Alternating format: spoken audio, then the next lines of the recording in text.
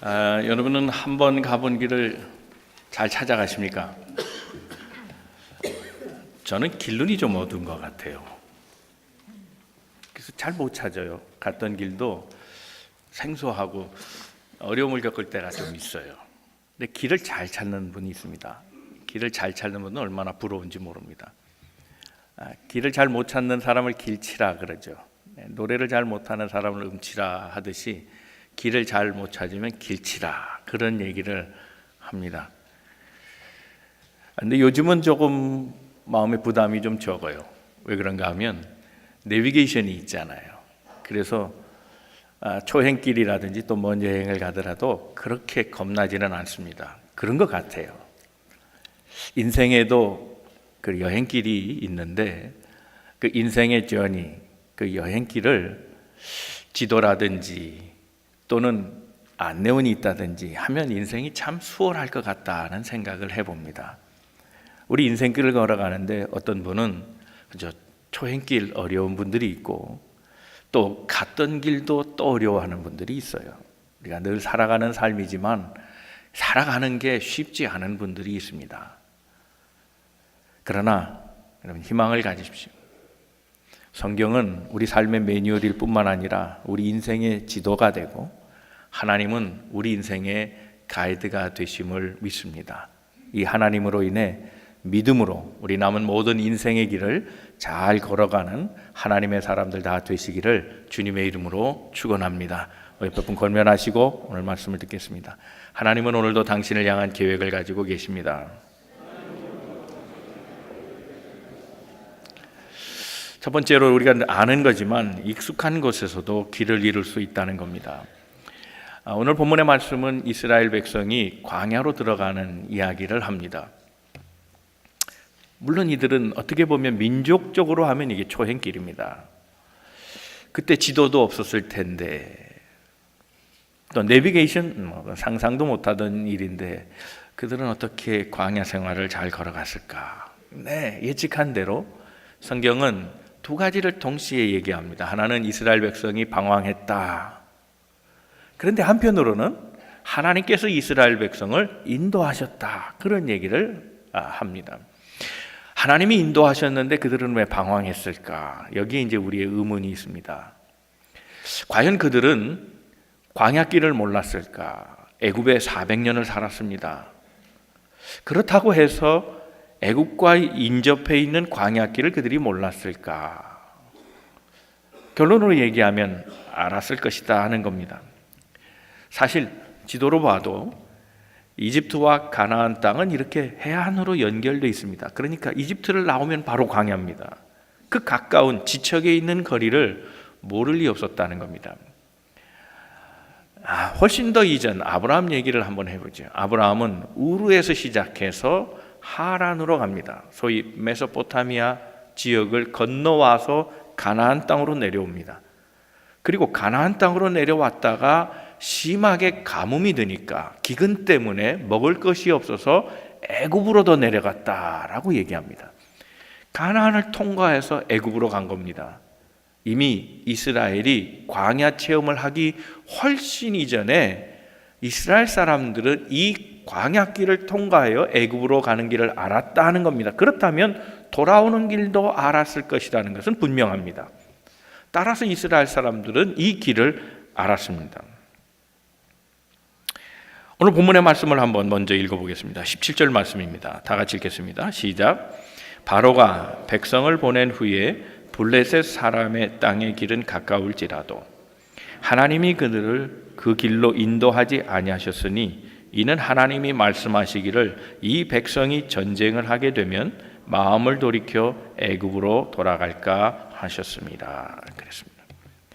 자, 블레셋 사람 이야기가 나옵니다. 블레셋 사람은 지중해 연안에 살던 사람입니다. 이 사람들이 해양 민족이라서 배를 타고 곳곳을 침략하며 정착했는데 바로 그 해안가 주변에 정착합니다.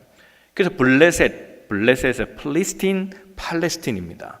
그러니까 해안가 지역, 그곳에 그들이 이미 정착해 있었다는 겁니다. 그러니까 애굽에서 나오게 되면 가장 짧은 길, 그 쇼컷, 그 해안길에는 블레셋이 있었다는 겁니다. 하나님이 블레셋이 있는 것을 아시고 그들이 블레셋을 만나면 위험해지니까 돌아가게 하셨는데 이스라엘은 이것을 궁금해한 겁니다. 이왕이면 숏컷을 가게 하시지, 지름길을 가게 하시지, 왜 하나님은 복잡하고 잘 모르는 덥고 길도 좋지 않은 광야길로 인도하셨을까 하는 겁니다. 생각해보면 이건 하나님의 사랑 아닙니까? 누가 봐도 이건 뻔하게 이해할 수 있는 것 아닙니까? 누가 강합니까? 포로 상태에서 군사적 준비가 전혀 되어 있지 않은 용병조차도 없는 이스라엘 사람들이 강하겠습니까? 아니면 이미 많은 곳을 점령하고 강한 군대를 가지고 위력을 떨쳤던 소위 철기문화 시대에 들어가 있던 이 블레셋 사람들이 더 강하겠습니까? 만약 이 둘이 만나서 전쟁을 하게 된다면 그 땅을 침범하여 통과하게 될 때 블레셋이 용납하지 아니하고 칼을 빼들었다면 이스라엘은 출애굽을 경험하고 바로 죽었을 겁니다. 하나님의 사랑입니다. 그래서 좀 먼 길이지만 돌아가게 하신 겁니다. 오늘 본문에는 이렇게 말씀합니다. 블레셋 사람을 만날 때 그들이 잘못 나왔구나, 도로 돌아가자 라고 하는 말을 틀림없이 할 것이라는 겁니다. 이게 하나님이 그들을 배려하여 하신 이야기입니다. 그러므로 다시 돌아가지 않도록 그 싸움에서 져서 피냄새를 맡고 왜 우리가 이런 고생을 하는가, 애굽이 더 낫다라고 생각하고 돌아갈까 봐 아직 신앙이 무리고 여딘 그들을 생각하여 하나님이 돌아가게 하셨다는 겁니다. 자, 그렇다면 이 광야길은 초행길인가 하는 겁니다. 자, 이 얘기도 또 아브라함 때로 한번 다시 올라가 보겠습니다. 아브라함에게는 사라도 있었고 하갈도 있었습니다. 여러 여자가 있었지만 하갈이라고 하는 여자는 아브라함을 대신해서 씨를 받아준 여인입니다. 종입니다. 그런데 문제가 생겼습니다. 사라가 자식을 가진 겁니다. 그래서 이 둘이 시기하게 됐습니다. 결국 아브라함은 이 문제를 정리해야 됐습니다. 그래서 하갈을 쫓아냅니다. 그의 아들 이스마엘과 함께 그가 정처 없이 떠나게 될 때 그들은 마음에 작정하기를 이 지긋지긋한 땅 팔레스틴을 떠나 우리는 애굽으로 가자 그랬습니다. 그래서 애굽으로 내려가는 길에 물이 떨어지고 맙니다. 물이 다 떨어져 죽게 되었을 때 하나님의 사자가 나타나서 오아시스를 설명해 줍니다.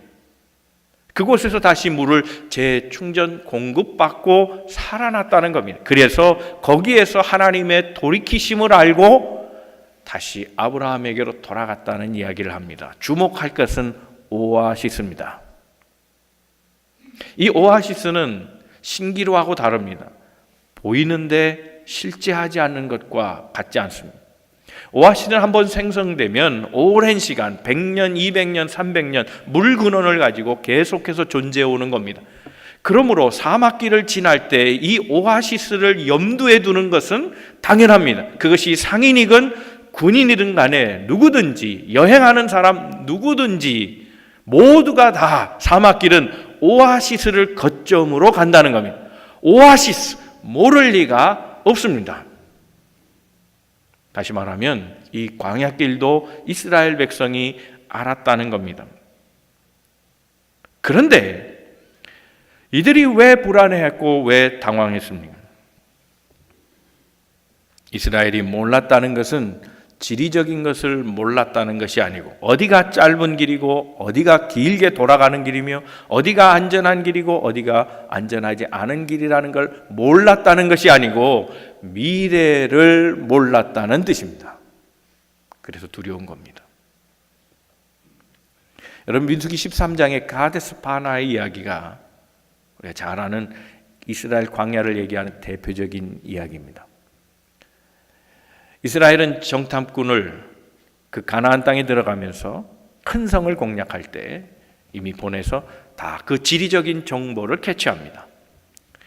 에스골 골짜기를 지나갔다 그랬습니다. 에스골 골짜기는 에스골이라는 말은 포도송이라는 뜻입니다. 포도송이. 우리가 지난 성지순례 때 이 포도를 보고 왔는데 포도가 요즘은 계량해서 큰 거지만 굉장히 커요. 근데 이 포도가 넝쿨이 엉키고 엉키면 엄청나게 커 보입니다. 얼마나 큰지 한번 보세요. 우리 가나안 땅에 들어가서 이스라엘 백성이 놀랐던 게 이런 포도를 보고 놀란 겁니다. 혼자서 들을 수 있습니까? 못 드는 겁니다. 키가 커다란 거인들이 이 포도송이를, 물론 알 하나는 그렇게 크지 않습니다. 그냥 보통 포도고 보통 포도보다 조금 더 큰 듯이 거봉보다 작고 뭐 그 정도예요. 그렇지만 이게 넝쿨이 엉키고 엉키면 엄청나게 큰 포도입니다. 풍요의 땅으로 보인 겁니다. 그 길을 걸어가면서 다 목도한 겁니다. 그런데 그들은 불안해했습니다. 왜요? 거기에 있는 사람들은 너무나 키가 커서 거인처럼 보이고 우리는 그들에게 비교하면 메뚜기라고 여긴 겁니다. 그들의 불안은 그 길을 몰라서가 아니라 그 길에서 만나는 사람들을 두려워했고 그 길에서 어떤 일을 경험하게 될 것인지 그것이 불안해했다는 겁니다. 오늘 제목으로 말하면 익숙한 곳에서 그는 길을 잃은 겁니다. 조상 때부터 다니던 길입니다. 정탐꾼도 파악한 길입니다. 그 길을 몰라서가 아니라 그 길에서 어떤 일이 일어날지 알지 못하는 불안감. 이게 인생의 문제입니다. 몇 년 전에 미주장신대에 설교 부탁을 받고 갔습니다. LA까지는 제가 그래도 길을 대강은 좀 아는데 저 오렌지 카운티 쪽으로 가면 제가 길을 잘 모릅니다. 오번 프리웨이를 타고 산타페 스프링스 쪽으로 이제 해서 미주장신으로 내려가는데 내려가야 되는 길에 막아놨어요. 디투어라고 써 있어요. 돌아가라는 건 깜짝 놀라요. 어디로 가야 되는지. 이상하게 거기는 도로 탈 수가 없더라고요. 뺑뺑 돌다가 설교를 못할 뻔했습니다. 늘 가는 프리웨이인데 갑자기 당황스러운 겁니다. 인생이 그럴 때가 있다는 겁니다. 이스라엘 백성이 두려워했던 것은 길을 몰라서가 아니라 거기에서 어떤 일이 일어날지, 살게 될지 죽게 될지. 광야가 다 똑같지 이쪽 광야는 덜 덥고 이쪽 광야는 덜 춥습니까? 다 거기서 거긴데 왜 하나님은 여기에다 놓으시고 또 이끌어 저기에다 놓으시고 이 일을 왜 40년 동안 반복해야 했었는지 그들은 알지 못해서 불안했다는 겁니다. 그런데 성경은 다른 보도를 합니다. 하나님이 40년 동안 이들을 인도하셨다는 겁니다. 이게 신앙인의 고백입니다. 사랑하는 성도 여러분, 인생의 내일을 주께 맡기고 믿음으로 삶을 살아가는 우리 모든 성도들 다 되시기를 주님의 이름으로 축원합니다. 두 번째 우리 생각할 것은 인생의 불행은 내일 일을 모른다는 겁니다. 광야에서는 내일 일을 몰랐습니다. 우리 인생도 이와 같습니다. 근데 사실은 우리가 우리 인생을 살잖아요. 우리 길을 걸어왔고 걸어가고 있고 앞으로도 갑니다. 우리는 알아요. 우리가 어떻게 살아야 할지 경험적인 측면에서 내가 가지고 있는 정보로 또 사람들의 사는 모습을 보면서 우리는 우리 길을 선택하고 가요. 알고 있어요. 그러나 정말 우리가 내일을 아는 사람이 어디 있겠습니까? 우리가 아는 길을 걸어간다 해도 우리는 내일 일을 알지 못하는 겁니다. 이스라엘 백성이 노예된 상태에서 애굽을 나와 이제 자유인이 되었을 때 얼마나 기뻤겠습니까? 그런데 그들의 기쁨이 얼마나 갔을 것 같습니까? 며칠 갔을 것 같습니까? 제 개인적인 생각으로는 광야에 들어서는 순간 기쁨은 사라졌을 것 같아요. 당대 최고의 문명, 이집트 문명에 있다가 광야로 오니 뭐가 있겠어요? 순간 그들의 희망은 사라지고 어떻게 살아갈 것인가를 걱정했으리라 생각합니다. 자, 결론으로 얘기하면 이스라엘 백성이 광야에 들어서는 순간 고민하고 걱정했지만 그들은 가나안 땅에 들어갔다는 겁니다. 그게 결론입니다. 다시 말하면 그들의 고민이 해결됐다는 겁니다. 그들의 걱정했던 문제들이 사라지게 됐다는 겁니다. 그 답은 뭡니까? 19절입니다. 19절 말씀 한번 읽겠습니다. 다 같이 읽습니다. 시작. 모세가 요셉의 유고를 가졌으니 이는 요셉이 이스라엘 자손으로 단단히 맹세하게 하여 이르기를 하나님이 반드시 너희를 찾아오시리니 너희는 내 유고를 여기서 가지고 나가라 하였음이더라. 아멘. 모세는 이집트에서 요셉의 유고를 가지고 왔다는 겁니다. 모세의 유고를 가지고 온 이유가 뭘까요? 요셉이 유언을 했기 때문에. 무슨 유언을 했습니까? 하나님이 너희를 반드시 찾아오시리라. 이 요셉의 믿음이 너희가 삶의 어떤 순간을 만나도, 내일을 알지 못하고 길을 걷는다 할지라도, 그 길에서 위험한 순간을 만날지라도, 고통의 순간을 만날지라도, 절망의 순간을 만날지라도, 피곤할지라도 그 가운데 하나님이 반드시 찾아오시리라. 이 말씀을 주십니다. 이 요셉의 믿음이 모세에게 들어갔고 모세가 소유한 이 믿음이 이스라엘 백성에게 전달됐다는 겁니다. 어떤 광야길을 걸어간다 할지라도 그 일이 1년이 아니라 40년이 지속되어도 그 일과 때마다 하나님이 너희를 반드시 찾아오셔서 너희 가는 길을 도우실 거라고 하는 믿음이 그들에게 있었다는 겁니다. 우리는 때때로 어떤 일 앞에서 나 자신을 앞세울 때가 있습니다. 내 생각과 내 경험, 나의 정보를, 지식을 앞세울 때가 얼마나 많은지 모릅니다. 그러나 기억해야 할 것이 있습니다. 하나님이 인생의 길을 인도하신다는 겁니다. 자, 믿음으로 길을 갔다. 이것이 그 이스라엘 백성의 신앙의 근간이라고 한다면 저는 그것을 나시린에게서 찾고 싶습니다. 여러분 잘 아시는 나시린. 나시린이 무엇입니까? 나시린은 독주를 입에 대지 않습니다. 포도주 먹지 않습니다. 하나님의 사람은 포도주를 입에 대지 않습니다. 심지어는 포도 껍질도 먹지 않았고 포도 씨도 깨물어 먹지 않았습니다. 아예 포도는 근접하지 않았습니다. 이게 나시린입니다. 그리고 나시린은 머리도 깎지 않습니다. 삭도를 대지 않았다 그랬는데 머리를 깎지 않습니다. 옷도 세례 요한처럼 그냥 남루하게 짐승의 옷 한 벌 입고 살아갑니다. 자, 이 모양이 어디에서 온 것 같습니까? 포도주 좋은 것입니다. 좋은 것을 먹지 말라는 겁니다. 광야 모티브입니다. 출애굽의 모습입니다.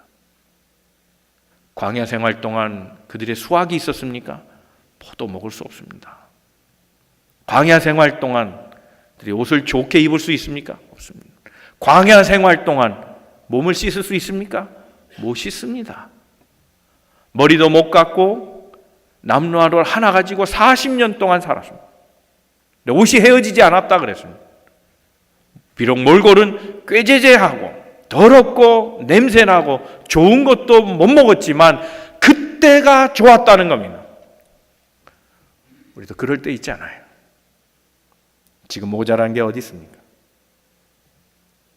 냉장고 시원하게 돌아가죠. 거기에 과일을 넣고 먹으면 신선하고 맛있죠. 그러나 예전에 개울물에다가 수박덩이 잠겨놓고 먹던 때 그때가 좋았다는 얘기 하잖아요. 지금은 쓸 만큼 쓸 수 있는 경제적 여유도 있지만 가난하고 어려웠을 때 그때 가족이 오손도손 비록 아기 다툼도 있지만 그러나 우린 추억을 그렇게 하지 않잖아요. 그때가 좋았다라는 말을 하잖아요. 이스라엘 사람들에겐 그런 경험이 있다는 겁니다. 가나안 땅에 들어와서 풍요해졌습니다. 이전보다 더 잘 살게 됐습니다. 내 땅도 가지게 됐고 내 수확물을 가지고 내가 풍요롭게 살 수 있게 됐지만 신앙적으로는 그렇지 않다는 겁니다. 광야에 40년 동안 먹을 것 없었고 남노하게 살았지만 그때 하나님의 인도하심을 받고 살았던 바로 그 시절이 좋았다. 그래서 그들은 그때를 동경하며 나시린 제도를 만든 겁니다. 그래서 그들은 그들의 자식들에게 나시린을 권고하고 때로는 몇 달, 때로는 몇 년 동안 그 광야 시절로 돌아가서 하나님의 인도함을 받는 신앙적 훈련을 하기로 한 겁니다. 그러므로 이 나시린의 고백은 하나님이 광야 생활을 인도하셨다는 고백입니다. 내 능력으로 가나안을 찾은 것이 아니고 내 지식과 정보로 내 힘으로 가나안 땅에 들어간 것이 아니라 하나님이 전적으로 가라 하시니 갔고 멈추라 하시니 멈췄고 하나님의 인도하심을 받아 간 곳이 가나안이었습니다. 내 힘이 아니고 하나님의 인도하심이었습니다라고 고백하는 것이 곧 나시린이라는 겁니다. 어떤 부부에게 딸이 있었습니다. 이제 관연해서 결혼을 시키게 됐습니다. 신랑감을 데리고 왔답니다. 아버지가 인터뷰합니다. 근데 모든 아버지가 그런 것 같아요. 저도 딸만 둘입니다만 사윗감이 탐탁하겠어요. 주고 싶겠어요. 그러니 이 아버지는 좀 퉁명스럽게 여러 가지를 물어봤던 것 같습니다. 자네 앞으로 뭘 하려고 하나? 이제 사위 후보가 얘기합니다. 네, 저는 신학교 가서 목사가 되려 합니다. 아예 거기부터 틀렸어요. 지금 이 시대에 무슨 목사야? 직업이 얼마나 좋은 게 많은데 하다못해 목사를 하다니 마음이 언짢은 겁니다. 그래? 그러면 결혼식 비용은 준비됐나? 없습니다. 저는 하나님만 믿습니다. 그러더랍니다. 점점 아버지가 기분이 나빠지는 겁니다. 그럼 우리 딸 반지 사줄 돈은 있나? 없습니다. 그래도 하나님을 믿습니다. 그래? 그러면 집은 장만했나? 결혼하면 어디서 살 거야? 없습니다. 그러나 하나님을 믿습니다. 그러더랍니다. 그리고 돌아갔습니다. 부인이 남편에게 묻습니다. 여보, 저 사람 사익감 후보로 어때? 남편이 얘기합니다. 내가 보기에는 준비된 게 하나도 없는데 저 녀석은 나를 하나님으로 아는 모양이야. 돈 없으니까 장인 보고 다 해달라는 거 아닙니까?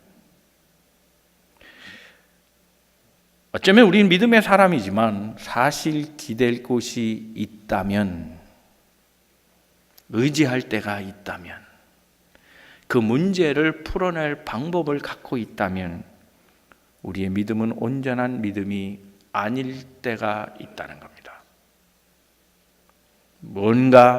뭔가 생각하고 있는 또 다른 방도가 있을 때 우리는 때로 우리의 믿음이 속보이는 믿음일 때가 있을 수 있습니다.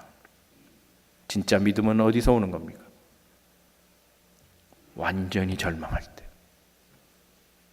도저히 내 힘으로는 할 수 없을 때, 그때 가지고 있는 믿음이 진짜 믿음인 겁니다.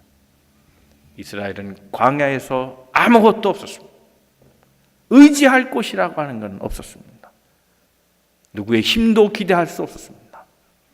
오직 하나님의 인도하심만 그들에게 있었습니다. 오늘 우리 신앙, 하나님만 의지하는 신앙, 영적 나시린의 신앙이 오늘 우리에게 필요합니다. 내일 일을 두려워하지 말고 하나님의 인도하심을 믿고 믿음으로 나아가는 우리 모든 성도들 다 되시기를 주님의 이름으로 축원합니다. 세 번째 우리 생각할 것은 하나님은 우리보다 앞서 가신다는 사실입니다. 자, 광야에 들어선 이스라엘 백성 정말 깜깜했습니다. 앞길을 몰랐습니다. 그런데 그들에게 희망이 있었던 것은 구름 기둥이 있었고 불 기둥이 있었다는 겁니다. 그런데 한 가지 조금 더 우리가 이것을 다 알고 있지만 구름 기둥, 불 기둥은 이스라엘을 인도하던 것이었다라고 하는 걸 우리가 알고 있지만 조금 더 깊게 들어가 보면 이건 절대로 길 안내용이 아닙니다. 그래서 우리 신호등처럼 생각할 때가 있습니다.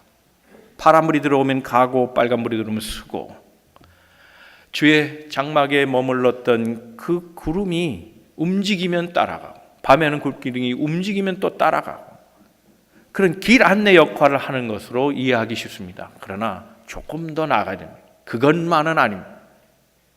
구름기둥과 불기둥은 하나님의 임재를 뜻하는 것이었습니다. 그걸 놓치면 안 됩니다. 하나님의 임재입니다. 하나님이 우리와 함께 계신다는 겁니다. 후에 이스라엘 백성은 언젠가는 이 구름 기둥과 불 기둥을 다시 못 볼 겁니다. 그래서 하나님은 그들 민족과 영원히 함께 있겠다고 하는 걸 보여주기 위하여 언약궤를 만드십니다. 길 안내, 하나님의 인도하심, 하나님의 이끄심은 이제 구름 기둥, 불 기둥이 하는 것이 아니라 언약궤가 하게 됐다는 겁니다. 그것이 출애굽기 25장에 나옵니다. 언약궤를 만들고 사면을 둘러서 그것을 통으로 만들어 그 안에 말씀을 넣어놓습니다. 계명을 넣어놓고, 그리고 위에 뚜껑을 덮는데 그 뚜껑의 이름을 속죄소라 했고, 그 속죄소는 인간의 죄를 풀어주는 하나님을 만나는 현장인데, 바로 그 속죄소 뚜껑 위에 하나님이 앉아 계신다는 겁니다. 하나님이 앉아 계시는 곳, 하나님의 임재가 있는 곳, 그것이 언약궤라는 겁니다. 그것을 너희에게 두라는. 그리고 하나님의 임재는 이제 구름 기둥과 불 기둥이 하던 일들을 대신하기 시작합니다. 민수기 10장 33절의 말씀입니다. 다 같이 읽겠습니다. 시작. 그들이 여호와의 산에서 떠나 3일 길을 갈 때에 여호와의 언약궤가 그 3일 길 앞에 앞서가며 그들의 쉴 곳을 찾았고. 누가요? 주어가 누굽니까? 무엇이 그랬다는 겁니까?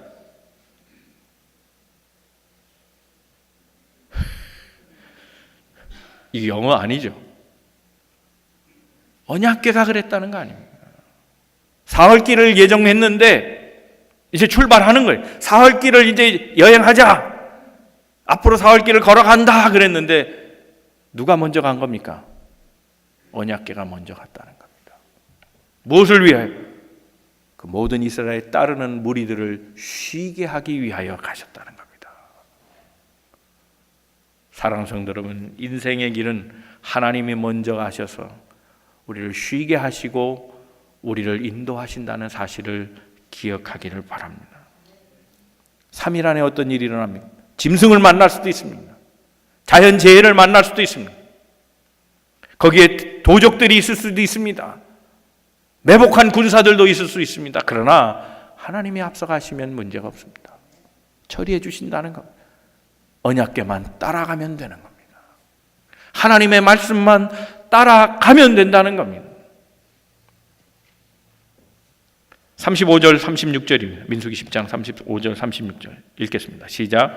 궤가 떠날 때에는 모세가 말하되 여호와여 일어나사 주의 대적들을 흩으시고 주를 미워하는 자가 주 앞에서 도망하게 하소서 하였고, 궤가 쉴 때에는 말하되 여호와여 이스라엘 종족에게로 돌아오소서 하더라. 자, 이게 구름기둥 불기둥 아닙니까? 궤가 움직일 때에는, 궤가 멈춰설 때에는 이 하나님이에요. 그 하나님이 어떻게 하셨다는 겁니까? 이스라엘을 도우셨다는 겁니다. 모세가 말합니다. 여호와여 일어나소서 쿠마 아도나이. 달리다 쿰 하는 그 쿰입니다.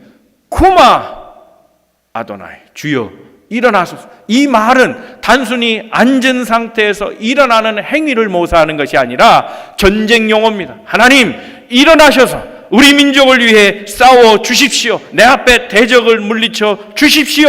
하나님께서 일어나셔서 사흘길을 먼저 가서 그들을 대신하여 싸워 주셨다는 겁니다. 이스라엘은 겁을 낼 필요가 이제 더 이상 없다는 겁니다. 그렇다면 사흘 후에는 어떻게 할까요? 또다시 사흘이 있는 거 아닙니까? 하나님이 또다시 움직이시면 되는 거 아닙니까? 그래서 인생길은 하나님이 인도하신다는 사실을 기억하고 두려움이 없어요. 우리 그리스도인의 특징은 무엇입니까? 우리 그리스도인을 말할 수 있는 가장 중요한 요소가 무엇입니까? 걱정하지 않는다는 겁니다. 왜요? 하나님이 우리의 길을 인도하시기 때문이라는 겁니다. 한번 오늘 따라해 주시기 바랍니다.